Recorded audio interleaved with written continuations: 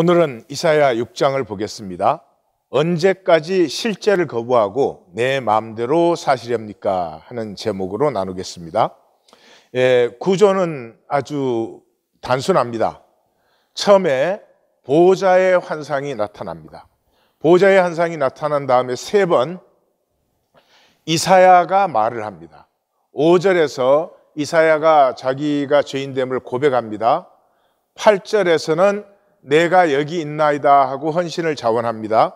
11절에서는 어느 때까지라고 질문을 합니다. 그러면 이사야가 말한 것에 대해서 하나님의 반응이 나오고, 말한 것에 대해서 하나님의 반응이 나오고, 말한 것에 대해서 하나님의 반응이 나오고, 이런 구조입니다. 그럼 먼저 1절에서 4절 보호자의 환상을 보도록 하겠습니다. 이것은 1인칭 서술입니다. 다시 말해서 이사야가 자기가 본 것을 적고 있습니다. 그래서 시작이 I saw. 언제? 우시야 왕이 죽던 해에 내가 본즉, 그렇게 되죠. 비로소 본 하나님의 영광. 그 우시야 왕은 이사야가 자라날 때 이사야의 우상이었을 것입니다. 참 유다 역사에 드문 강력한 왕이었고요. 783년에서 732년까지니까 50년을 치리했는데, 마지막 8년은 문둥병에 걸리는 바람에 아들 요담과 같이 통치를 했습니다. 그 동안에 블레셋의 그 가드 지역을, 이 블레셋의 가장 강력한 도시 국가죠. 가드 지역을 정복하고 이 영토가 애굽 변방까지, 그러니까 아라비아 그 사막 전체를 점령을 했고, 그 다음에 아카바만에 있는 엘랏항을 재건했습니다. 이 솔로몬 때 세웠던 것이죠. 그리고 지금으로 말하면 GDP가 한 8만 불 정도의 수준으로 유다를 끌어올렸습니다. 그러니까 뭐 유다가 이상 부유했던 시대는 없었을 것 같아요. 비슷한 시대는 몇 번 있었지만, 그러니까 모든 유다 사람들에게 인정받고 존경받고 또 모든 유다 사람이 따르는 그런 왕이었습니다. 이사야 가슴에는 아주 대단한 왕이었을 것입니다. 그런데 우시야 왕이 죽던 그 해, 다시 말해서 이사야의 마음에서 우상이 쓰러지는 순간이었습니다. 그것도 그냥 죽은 게 아니라 문둥병으로 죽었죠. 왜 문둥병으로 죽었어요? 그가 하나님 제단에서 직접 분향을 했습니다. 우리가 이미 보았지만 직접 분향을 한 건 뭘 말하는 거죠? 이 유능한 왕이 이 유다의 제사를 보니까 답답해 죽겠어요.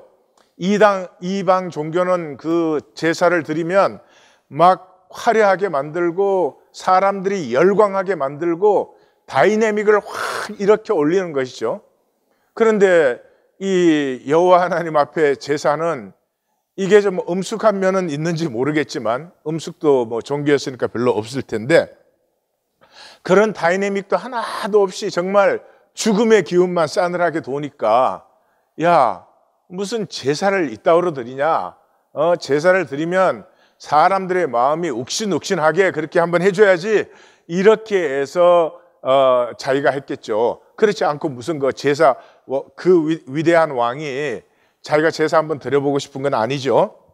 그러니까 이 하나님의 영역을 침범했다가 문둥병 환자가 돼서 8년 후에 죽는 그 우시야 왕의 죽음을 보면서 드디어 이 세상의 영광이 얼마나 허망한 것인가 하는 것이 이사야의 가슴에서 사라지면서 비로소 하나님의 영광, 정확하게 말하면 하나님 보호자의 영광을 보게 된 것이죠.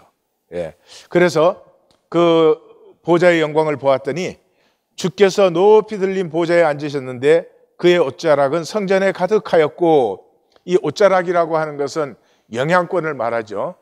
신부가 웨딩 드레스를 입을 때 뒤에 쫙 내리는 트레인이 있잖아요. 그 트레인을 길게 내리는 이유는 신부의 아름다움과 그 신부의 그 당시에 그 어떤 존엄함이 그렇게 충만하다 하는 걸 표현하는 것이죠. 그러니까 그의 옷자락이 성전에 충만하였다 하는 것은 하나님의 그 영향권이, 하나님의 임재의 그 권능이 성전에 충만했다 그런 뜻이고, 스랍들이 모시고 섰는데, 여기 스랍은 세라핌이라고 하는 천사예요. 천사인데 그 이름의 의미는 불꽃 존재, 불꽃 형상의 존재 뭐 이런 뜻입니다. 일단 모시고 섰는데 각기 6날개가 있어서 그 둘로는 자기 얼굴을 가리었어요. 그러니까 하나님의 영광을 직접 보면 안 되니까, 그러니까 하나님의 영광과 위엄을 말하는 것이고, 그 둘로는 자기 발을 가리었다. 발을 가리었다고 하는 것은 이 완곡한 표현이에요. 그러니까 유피무즘이라고 하는데 이렇게 좀 부드럽게 표현을 한 것이죠. 그래서 이 발을 가리었다는 것은 수치를 가리었다 또는 자기의 성기를 가리었다 그런 뜻입니다. 그러니까 하나님 앞에서 감히 나아갈 수 없죠. 천사조차도. 그래서 자기의 수치를 가리었고, 그 둘로는 날며, 그러니까 난다는 것은 이들이 천상의 존재라는 것을 나타내고 있는 것이에요. 예. 서로 불러 이르되 거룩하다 거룩하다 거룩하다 만군의 여호와여 그의 영광이 온 땅에 충만하도다 하더라. 이 그 스랍들이, 천사들이 외치는 소리가 뭐냐 그러면, 지금 하나님의 영광이 이 천상 보좌에 가득한데, 천상 보좌에 가득하다는 그 말은 그 영광이 온 땅에 가득하다는 거죠. 그러니까 지금 온 땅에는 하나님의 영광이 사실은 가려져 있죠. 가려져 있음에도 불구하고 이 땅의 역사를 진짜로 통치하는, 이 땅의 역사를 실제로 다스리는 자는 여호와 하나님이시다 하는 것을 선포하고 있는 것이죠. 그래서 이사야서에는 하나님은 숨어 계신다 하는 말이 우리가 2번이나 나와요. 우리는 여러 번 봤으니까요. 자, 그래서 이 하나님의 통치가 온 땅에 가득한데, 하나님은 이 역사를 왜 창조해서 인도하고 계시죠? 이 통치를 위임할, 하나님이 직접 다스리시는 것이 아니라 이 통치를 위임할 유업자를 세우기 위해서 지금 이 역사를 진행하고 있어요. 예. 그러니까 그것 때문에 이 세상 것으로 우수하다든지 유능하다든지 뭐 잘한다든지 그런 것은 아무 상관이 없어요. 하늘과 땅은 차원이 달라요. 그러니까 하나님의 통치를 위임받는 것은 전혀 새로운 차원을 만나야 되는 것이지 인간의 힘과 능으로 되는 것이 아니다 이 말이죠. 그래서 이같이 화답하는 자의 소리로 말미암아 문지방의 터가 요동하며 성전의 연기가 충만한지라. 예. 자, 이사야가 보호자의 그 영광을 보았어요. 근데 이스라엘은 지금 이제 멸망을 해요. 왜 멸망을 하느냐 그러면 이 보호자의 영광, 하나님의 영광의 위엄을 모르는 것 때문에. 시작하자마자 내 백성은 나를 모른다. 소는 그 임자를 알고 나귀는 주인의 구유를 아는데 내 백성은 나를 모른다고 한 것처럼 하나님의 영광의 위엄을 모르기 때문에 이 이스라엘은 이제 멸망하게 되는 거예요. 근데 이게 4절이면 이 굉장히 짧은 글이죠. 13절밖에 안 되니까. 그 중에 3분의 1을 이 보호자의 영광에 투자를 했어요. 투자를 했는데 그럼 보호자에 실제로 뭐가 있었느냐 이렇게 물으면 별로 설명한 게 없어요. 그죠? 연기가 가득했고, 그러니까 연기가 가득했으니까 뭐든지 똑바로 볼 수는 없었어요. 천사들의 선언은 들었어요. 예, 연기가 있어도 듣는 건 지장이 없죠. 여호와의 영광이 온 땅에 충만하다 하는 것을 들었어요. 예, 그리고 뭔가 하나님의 위엄이 가득하고 이렇게 보았지만 자세히 설명된 것이 여기 아무것도 없다 이 말이죠. 다시 말해서 하늘의 어떤 그 실제를 현상으로 표현하려고 하면은 사실은 그 말이 없어요. 언어가 없어요. 그러니까 표현할 수 없고 표현될 수가 없어요. 그래서 굉장히 이게 3분의 1이나 이 부분에 활약을 했음에도 불구하고 느낌을 받는 것이, 와, 보호자의 그 영광이 참으로 두렵고 떨린다 하는 그런 걸 경외심을 느낄 수는 있지만 그걸 뭐 말로 설명할 수 있는 건 별로 없다 이 말이죠. 자, 이제 5절로 들어갑니다. 이 이사야의 첫 번째 말이 나오죠. 하나님의 영광을 보았어요. 하나님의 영광이라는 말은 종교적 표현이어서 실제, 이 현상계가 아닌 본질계의 실제를 보았어요. 이 본질계의 실제를 볼 때가 세상과 내 삶의 저주를 볼 때예요. 그러니까 이 본질계의 실제를 모르면 세상과 내 삶이 꽤 괜찮게 보여요. 이게 돈만 조금 더 있으면 아주 괜찮을 것처럼 보여요. 예. 그런데 이 본질계의 실제가 딱 나타나면은 마치 배설물을 보석과 비교하는 것처럼 그냥 설명이 필요 없어요. 이 세상의 삶에 이 허무에 굴복하고 썩어짐의 종로로 가는 것이 그냥 드러나 버려요. 그래서 그때 내가 말하되 화로다 나여 망하게 되었도다. 이 9절과 10절과 대조돼요. 9절과 10절은 이 이스라엘 백성들이 또 유다 백성도 이 말을 해줘도 몰라요. 말을 해줘도 몰라요. 그런데 본질의 실제를 딱 만나는 순간 이사야는 저절로 그게 열려버렸어요. 화로다 나여 망하게 되었도다. 이것이 보여야 돼요. 신앙생활은 이것이 보이지 않으면 신앙생활은 절대로 되지 않아요. 이게 안 보이면 현상이 전부잖아요. 그러니까 돈만 조금 더 있으면 돼요. 돈만. 현상은 그거 아니에요? 돈만 조금 더 있으면 얼마든지 멋있게 만들 수 있는 거 아니에요. 예. 그러니까 이 본질의 실제를 보지 못하면 신앙은 불가능하다. 이게 클리어해야 됩니다. 나는 입술이 부정한 사람이요. 나는 입술이 부정한 백성 중에 거주하면서. 그러니까 이 입술이 부정하니까 마땅히 찬양해야 될 그 하나님을 못 보는 죄인이에요. 그러니까 하나님을 못 본다는 말은 하나님의 하늘의 역사가 이 땅에서 진행되고 있는데 그 하나님의 섭리를 거역하는 삶을 지금 내가 살고 있어요. 여기서 입술이란 말은 또 마땅히 찬양한다 이런 뜻은요, 단순히 무슨 입술의 찬양을 얘기하는 것이 아니라 이 현상계의 삶은 전부가 말로 이루어져 있어요. 언어가 없으면 현상계가 없어져 버려요. 예, 이것은 이제 내일 주일날 좀 더 자세히 보겠습니다. 그래서 이 입술이 내가 입술이 부정할 뿐만 아니라 나라는 존재가 입술이 부정한 백성 중에서 이 삶을 만들어 온 사람이에요. 그 내가 만군의 여호와이신 왕을 배웠음이로다. 그러니까 참 왕을 만났어요. 참 왕을. 이 참 왕을 볼 때까지는 전부 인간 게임밖에 없어요. 그거밖에 할 수가, 그게 잘했다 못했다는 뜻이 아니고 인간 게임밖에 안 보이고 인간 게임밖에 할 수 없어요. 인간 게임은 세 가지예요. 첫째, 거짓이에요. 다 거짓으로 되어요. 그 다음에 굉장히 비겁합니다. 아주 힘의 사이드에 있어야 되니까 조금만 힘이 있는 것 같으면 그걸로 샥 붙고 그 힘 있는 사람이 뭐 말하면 찬성도 잘하고 뭐 이런 식이에요. 그 다음에 세 번째가 인색해요. 굉장히 인색합니다. 하나님의 생명을 받았는데 나눌 줄을 몰라요. 그러니까 그 생명을 전부 낭비해버리는 거예요. 예, 생명을 쓰지라. 마치 이런 거예요. 돈을 10억 만불을 받았는데 10억 만불을 그냥 가지고 있다가 그냥 종이로 썩혀버린 거예요. 한 번도 써보지를 못한 거죠. 그렇게 됩니다. 그래서 이 참 왕을 볼 때 뭐예요?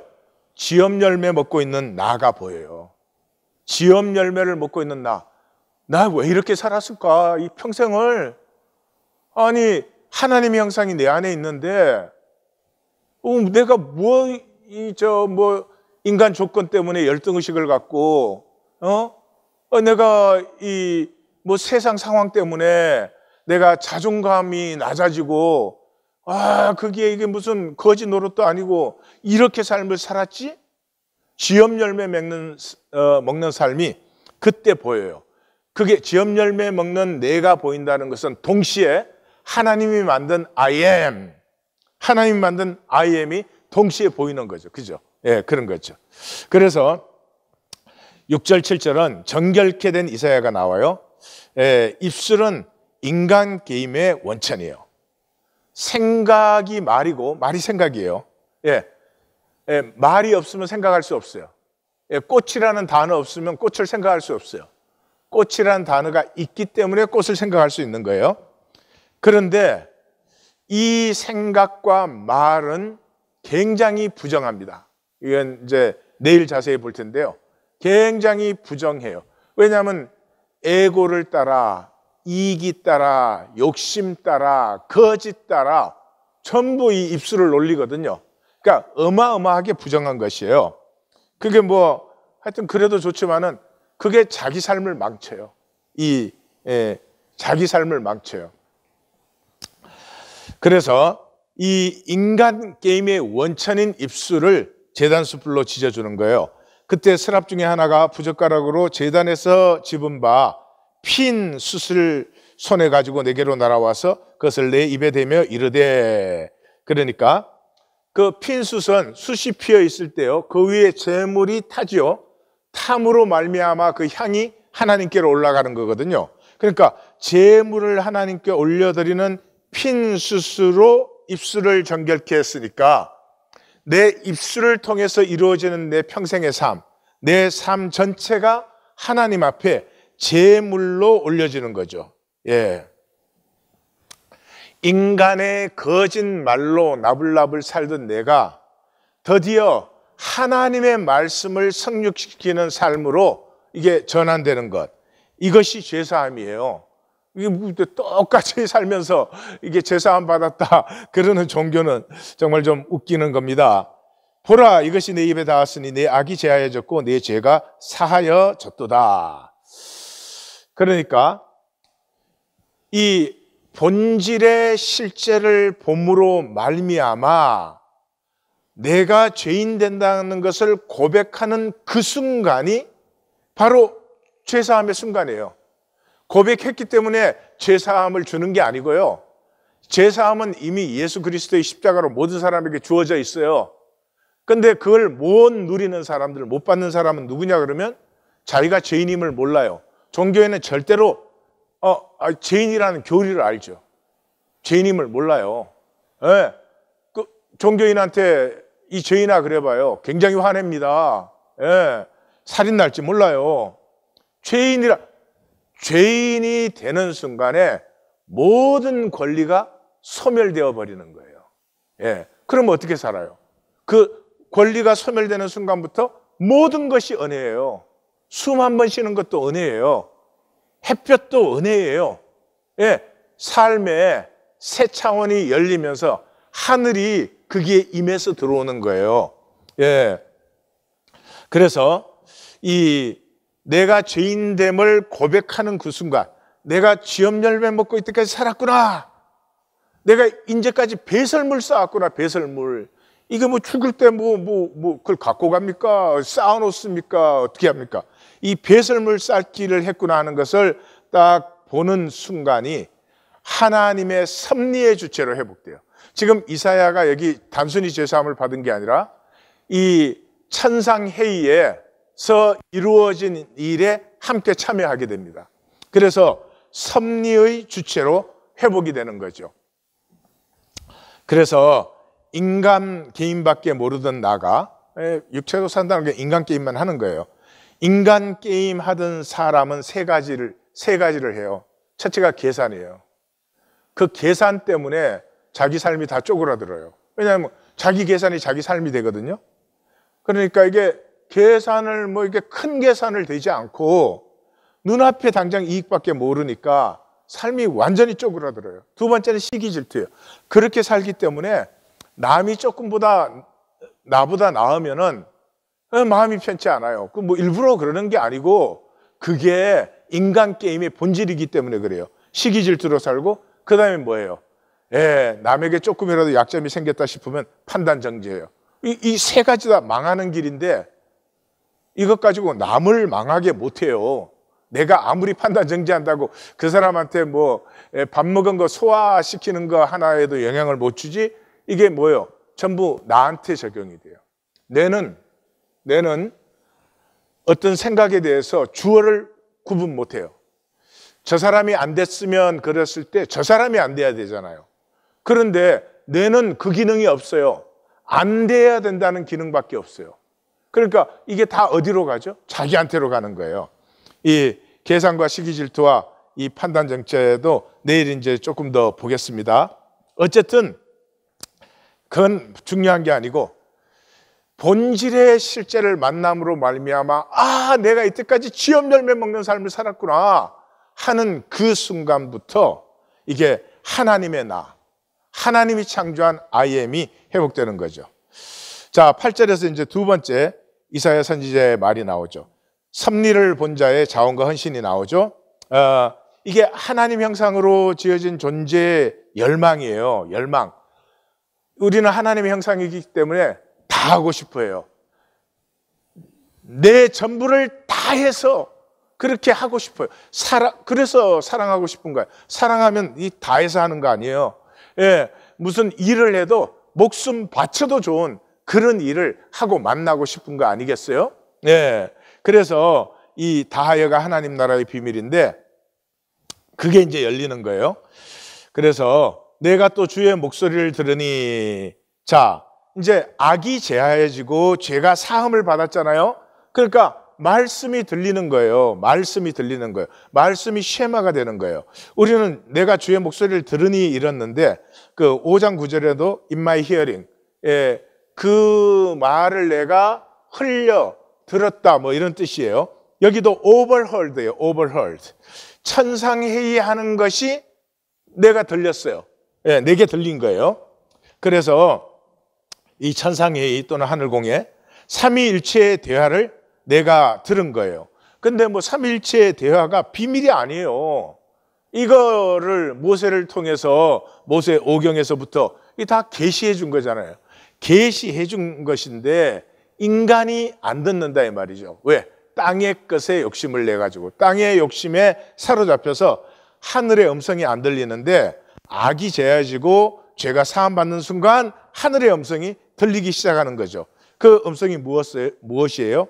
주께서 사람을 찾고 있는 거예요. 주께서 이르시되 내가 누구를 보내며 누가 우리를 위하여 갈꼬 하니. 왜요? 이 인간 창조한 것은 하나님의 그 섭리를 구현하기는 주체자들이죠. 그러니까 하나님 통치를 위험한 하나님의 섭리를 실행할 주체자들이죠. 근데 인간들이 전부 이 지엽 열매 챙기러 다니느라고 아무도 자기의 진정한 사명과 생명을 모르는 거죠. 예. 그런데 하나님은 계속 찾고 계시는 거예요. 그때 그래서 내가 이르되 내가 여기 있나이다 나를 보내소서 하였더니 이게 이제 인간 지고의 영광이에요. 하나님 앞에서 내가 여기 있습니다. Here I am, send me. 나를 보내소서.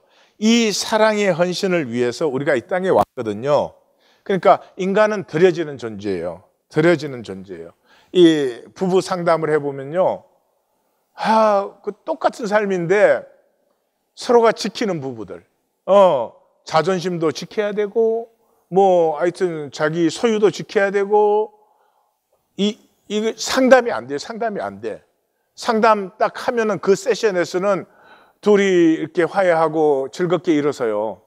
그 일주일 후에 다시 만나면 원수도 그런 원수가 아니어서 또 만나는 거예요. 이게 반복이 돼요. 그게 뭐 때문이에요? 딱 한 가지예요. 뭐 서로 부부인데 서로 지켜야 된다는 거예요. 부부 사이에 무슨 자존심이 그렇게 중요한지 난 잘 모르겠어요. 그러니까 뭐 조그만 거 하나도 저 사람이 나를 모욕했다 이렇게 생각이 되면은 그걸 막 잊지 않고 또 무슨 뭐 기억 정도가 아니라 암송까지 해가지고 막 그래요. 우리가 자식 양육할 때 참 힘들잖아요. 자녀 기르기. 그래도 기쁘게 하잖아요. 왜냐 그러면 드려지니까. 드려지는 존재이기 때문에. 그래서 로마서 12장 1절에 형제들아 내가 하나님의 모든 자비하심으로 너희를 권하노니 너희 몸을 하나님이 기뻐하시는 거룩한 산제물로 드리라. 이는 너희가 드릴 영적 예배다. 이 말이 뭐 간단한 말이에요. 하나님이 기뻐하시는 일에 너희 삶 전체가 드려져라. 이것이 너희의 행복이다. 이것이 너희의 기쁨이다. 이것이 너희의 존재 가치이다. 비로소 그때 너는 너희가 누구인지 무엇을 위하여 이 땅에 왔는지 알 것이다. 그런 말이죠. 그래서 거짓된 세상에서 종된 삶을 이 종이 돼가지고 그렇게 뭐 거짓으로 이 참 계산으로 인색하게 이렇게 살던 그러고 싶은 사람 아무도 없어요. 세상 천지 한번 물어보세요. 당신은 인색한 사람이 되고 싶습니까? 그러면 세상에 나는 인색하고 싶어요. 막 인색해서 나는 피 한 방울도 안 나누고 싶어. 이런 사람 없을 거예요. 근데 다 그렇게 살지 않아요? 그 종된 삶을 살던 자의 전환의 영광이 나타나요. 그러니까 하늘 공회의 가족, 하늘 공회의 주체가 되는 거예요. 이 하늘 공회의 계획과 섭리를 실행하는 주체가 되는 거죠. 이 어마어마한 영광이죠. 예. 그래서 9절과 10절은 너는 선포하라. 무엇을? 거짓이 거짓으로 강팍해지도록.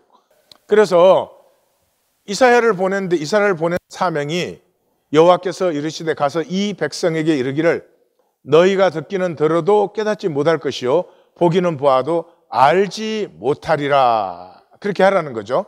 그러니까 섭리의 주체, 하나님의 섭리의 주체, 유업자가 되는 것은 전혀 새로운 차원이 열림이에요.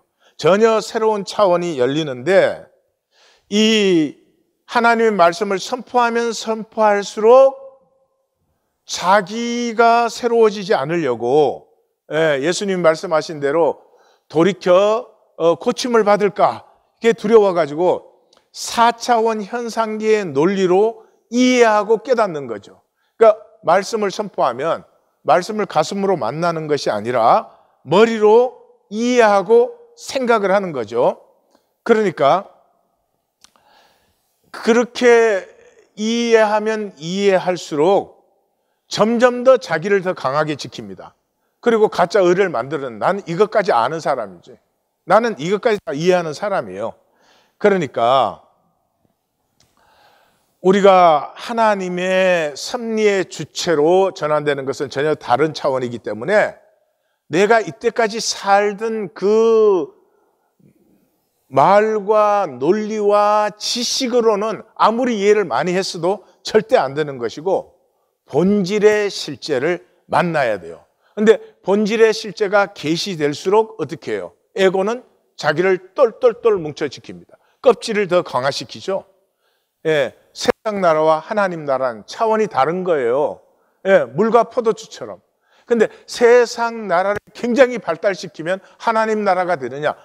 안 된다 이 말이죠. 안 된다 이 말이에요. 그래서 예수님이 천국 비유를 하실 때 이래요. 좋은 땅에 뿌려졌다는 것은 말씀을 듣고 깨닫는 자니 여기 듣고 깨달아야 돼요. 그런데 여기 들어도 듣지도 못하고 깨닫지도 못한다 그랬잖아요. 그러니까 듣고 깨닫는 자니 결실하여 어떤 것은 100배, 어떤 것은 60배, 어떤 것은 30배가 되느니라 하시느라. 그러니까 여기서 듣고 깨닫는다 할 때 듣고는 쉐마예요. 쉐마. 예, 쉐마는 뭐예요? 예, 들을 뿐만 아니라 들은 것을 순종하는 것. 사실 그 실제로 사는 것을 얘기해요. 그러니까 예수님이 씨 뿌리는 자의 비유의 결론에서 얘기한 듣고 깨닫는 것은 말씀을 사는 자예요. 듣고 쉐마가 살아서 깨닫는 거예요. 몸으로 체험해서 깨닫는 거예요. 예, 그래서 실제는 몸으로만 체험돼요. 실제는 몸으로만 체험돼요. 근데 몸이 뭐죠? 우리 이게 살점만 몸입니까? 아니요. 살점과 돈이 몸이에요. 우리 삶에, 이 현상계의 삶에 이 실제는 뭘로 사라지느냐 하면은 내 몸뚱어리와 돈으로 사라져요. 그러니까 내 몸뚱어리가 쓰여지는 것도 내 돈이 쓰여지는 것도 나에게 어떤 실제적인 가치가 되는 곳에 쓰지 실제가 아닌 곳에는 몸뚱아리도 돈도 못 써요. 예. 그래서 이 몸뚱아리와 돈을 지키기 위해서 쉐마로 삶으로 깨달아야 되는 것을 그렇게 살면 손해가 되니까 머리로 이해하고 깨닫는 것이죠. 이해가시죠? 자, 10절 상에서 이 백성의 마음을 둔하게 하며 그들의 귀가 막히고 그들의 눈이 감기게 하라. 예. 이게 하나님의 섭리를 이루는 과정이에요. 예, 예수님이 이것도 비유해서 말씀하셨죠. 곡식도 자라고 가라지도 자라요. 곡식도 무르익어야 되고 가라지도 무르익어야 돼요.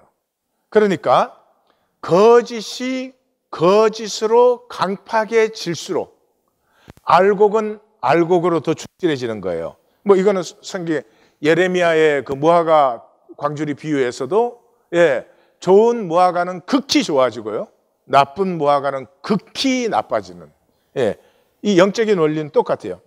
그래서 염려하건대, 우리는 염려하건대 그렇게 번역을 했는데 pain이라는 단어인데 lest, 그렇지 않으면 그들이 눈으로 보고 귀로 듣고 마음으로 깨달아.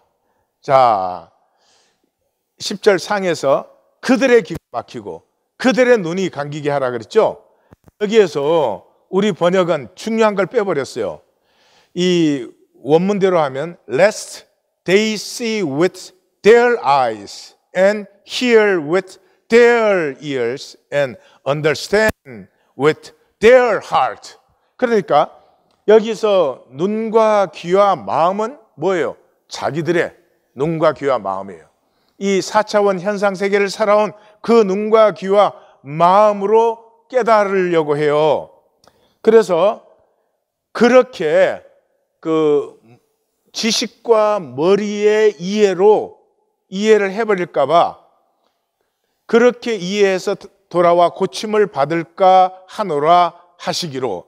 그러니까 이 말은 본질의 실체를 만난 적이 없어요. 그런데 자신의 논리와 지식으로 하나님 역사를 현상으로 전락시키는 거죠. 이단들이 사실은 이 짓을 다 한 것인데, 다시 말해서 거짓의 핵심은 현상화에 있어요. 현상화. 예.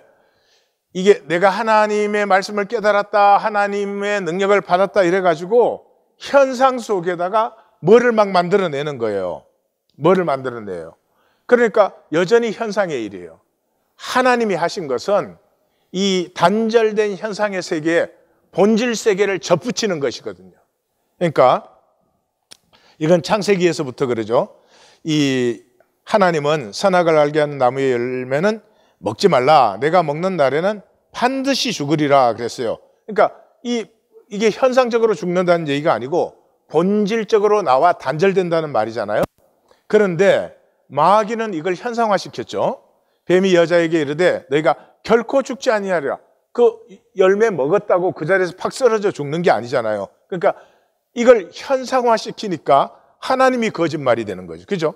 그리고 너희가 그것을 먹는 날에는 너희 눈이 밝아져 하나님과 같이 되어 선악을 알 줄을 하나님이 아심이니라. 그러니까 선악과를 먹는 순간, 에고가 되는 순간부터 내 중심으로 선악을 판단해요. 그러니까 하나님같이. 예. 우린 다 자기가 하나님이에요. 예. 내가 좋은 사람 그러면 그 사람이 좋은 사람 돼야 돼. 내가 나쁜 사람 그러면 그 사람이 나쁜 사람 돼야 되는 거예요. 그런데 그게 실제가 아니죠. 실제가 아니죠. 본질에서는 그건 거짓일 뿐이에요. 그런데 현상적으로 보면은 그렇게 되는 것 같아요, 말이죠. 그래서 인간 논리와 지식으로 전락된 선악과는 저주요 복이 아니에요. 그래서 창세기 3장 결론이 뭐예요? 여호와 하나님이 이르시되 보라 사람이 선악을 아는 일에 우리 중 하나와 같이 되었으니 그가 그의 손을 들어 생명나무 열매도 따먹고 영생할게 하노라. 인간이 에고로 영생하는 건 저주예요. 저주예요. 예. 쿠마의 무녀를 그 아폴로 신이 사랑해서 너는 무엇을 원하느냐 그러니까 먼지를 한 줌 쥐어서 나는 이만큼 살기를 원합니다. 그래서 사실은 그 상징적이지만 영생을 원한 거죠. 그래서 아폴로 신이 그 무녀에게 영생을 주었어요. 영생을 주었더니 어떻게 돼요? 현상이라는 삶은 새로움이 없는 삶이에요. 사실은 오로파이렛의 반복이에요. 무한히 반복되는 거예요. 그래가지고 그냥 점점 쪼그라들어서 항아리 속에 들어가 있어요. 그래서 아이들이 그 무녀를 보고 너는 무엇을 원하느냐 그렇게 물으니까 그 무녀가 I want to die. 나는 죽기를 원해. 예.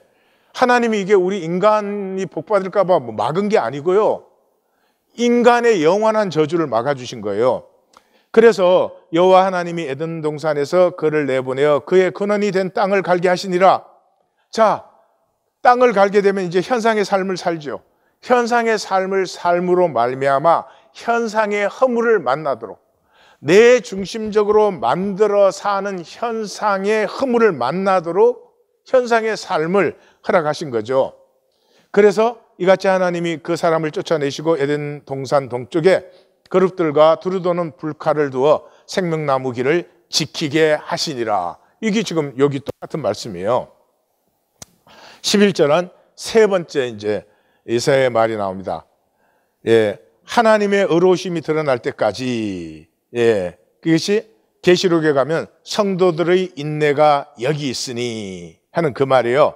11절에 내가 이르되 주여 어느 때까지이니까 하였더니, 다시 말하면 지금도 악의 기성은 말로 하기 어려운데 더 악하여지게 하라 하면 얼만큼 우리가 더 인내를 해야 됩니다. 악이 얼마나 더 악해져야지 의가 온전한 보석으로 온전한 의가 됩니까? 하는 그런 말이에요. 그러니까 주님께서 대답하기를, 주께서 대답하시되 성읍들은 황폐하여 샤아, 그런다는 샤아 wasted, 이게 4번 나옵니다. 여기서. 예, 성읍들은 황폐하여 주민이 없으며 가옥들은 사람이 없고 이 토지는 황폐하게 되며, 다시 말해서 저들이 자신들의 논리와 능력으로 잘 살려고 한 것이 멸망이며 저주인 것이 드러날 때, 이것은 반드시 만납니다. 이 땅에 사는 모든 인간이 반드시 만납니다.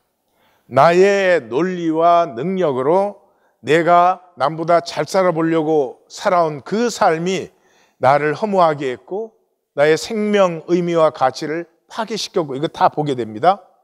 그래서 반드시 그것을 보게 되기 때문에 하나님의 심판은 어려우신 거예요. 계시록 16장에 가면은 17장, 18장이 이 세상의 멸망인데 그 전에 하나님의 심판은 어려우시다 하는 것이 2번 반복해서 선포되는 이유가 그 하나님이 심판하는 게 아니에요. 자기가 결정하는 거예요.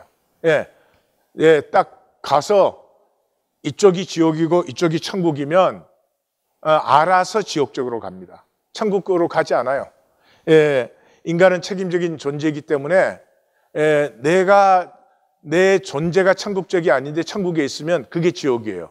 예, 사실은 천국과 지옥은 이렇게 나누어져 있는 데가 아니죠. 시공간이 없으니까 같이 있습니다.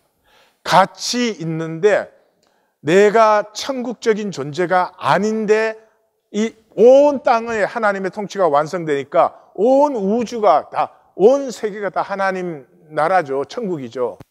그 천국에 내가 천국 존재가 아닌데 천국에 있는 게 지옥이에요. 예. 그래서 12절에 13절, 소멸의 심판에서 더욱 보석이 되는 하나님의 생명, 섭리의 주체들. 악이 점점 악으로 강화될 때 의는 의로 점점 정결해지고 순수해지고.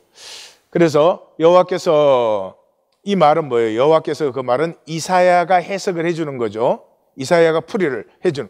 여호와께서 사람들을 멀리 옮기셔서 이 땅 가운데 황폐한 곳이 많을 때까지 그 하나님의 음성을 듣고, 이것이 이스라엘이 망하고 유다가 망하고 포로로 잡혀간 후에 이 남은 자의 역사를 얘기하는 것이구나 라고 이사야가 풀이를 지금 해준 거죠. 그래서 권력을 쥐고 의와 악을 바꾸고 쾌락을 누리는 자들이 모두 포로가 된다. 예, 이 시대는 뭐 귀한 자가 따로 없어요. 우리 모두가 왕이에요. 일단 자녀를 양육할 때부터요, 그냥 각 가정의 자녀는 왕으로 양육을 해요. 예, 예, 뭐 옛날엔 너무 이게 함부로 대했는데 이제는 아니, 왕이 아니지. 제가 볼 때는 하나님으로 기르는 것 같아요. 하나님으로. 애가 사랑스럽고 귀여운 건 좋은데, 아니, 애 앞에 단사코 절할 지경 아닌가, 요즘 그런 생각이 듭니다. 하여튼 13절, 그 중에 10분의 1이 아직 남아있을지라도 이것도 황폐하게 될 것이나 얼마나 폐허가 되는지 90%가 다 죽어버렸어요. 그런데도 끝이 아니에요. 그것마저도 황폐하게 돼요. 그래서 거기서 이제 그 손이 아직 펼쳐져 있다, outstretched, 그 띠이 여기서 이제 나오는 거예요. 제가 그 성경 기제를 적어놨는데 이스라엘 전체가 그렇게 심판을 받아요. 그래도 안 돌이키니까 결국 남아있는 사마리아도, 그리고 유다 전체가, 그리고 남아있는 예루살렘까지도 그렇게 돼도 돌이키지 않아요. 그러면 언제 밤나무와 상수리나무가 배임을 당하여도 그 그루터기는 남아있는 것 같이 거룩한 씨가 이 땅에 그루터기니라 하시더라. 모든 것이 다 소멸돼요. 모든 것이 다 소멸되는 그 불에 탈 때 남은 것이 생명핵이에요. 자, 마지막에는 모든 것이 불에 탑니다. 무슨 말이냐 하면 이 현상은 없어지거든요. 현상은 없어지고 이제 모두 본질화돼요. 본질화되는 건 뭐죠? 불에 타는 거예요. 지금 이 꽃과 꽃잎이 이렇게 있지만은 이게 본질화될 때, 에너지화 되려면 이게 불에 타야 돼요. 그러니까 세상 마지막에는 모든 것이 불에 소멸돼요. 그런데 이 악이 악으로 강해지는 그 속에서 의는 의로 더욱 보석같이 빛나게 되는데, 불에 타고 남는 것은 보석뿐이에요. 예. 제가 어릴 때 강원도에 가서 극장에 불이 난 걸 봤어요. 완전히 폐허가 됐어요. 폭삭 가라앉았어요. 그런데 그 다음날 아침에 아직 뜨거운데 사람들이 들어가서 뭐를 찾더라고요. 근데 뭐를 찾느냐고 나중에 들어보니까 그 극장의 영사기의 렌즈, 그게 독일에서 온 렌즈인데 그 렌즈는 불에 타지도 않고 이렇게 스크래치도 쉽게 안 되는 거예요. 근데 그 렌즈만 찾아도 그 극장 전체 값의 절반 이상이라고 그러더라고요. 마치 그런 거예요. 이 현상 세계 끝에는 불이에요. 현상은 불의 탐으로 말미암아 본질화, 에너지화 되는 거거든요.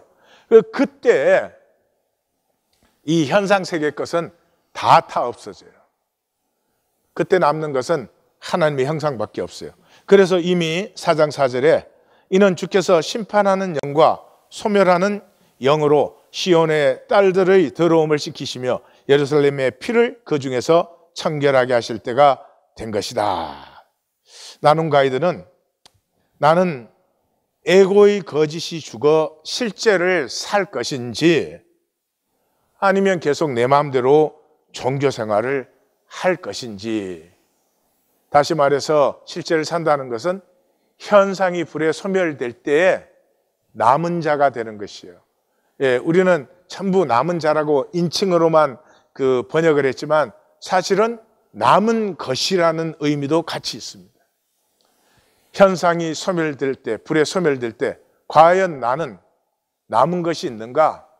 모든 것이 타버리는 허무, 그리고 그 겨자씨만한 하늘 그대로로 영원히 피어나지도 못하고 피어보지도 못한 그 생명으로 영원할 것인가 하는 것이 이 땅의 삶에서 결정되고 나누어지는 것입니다.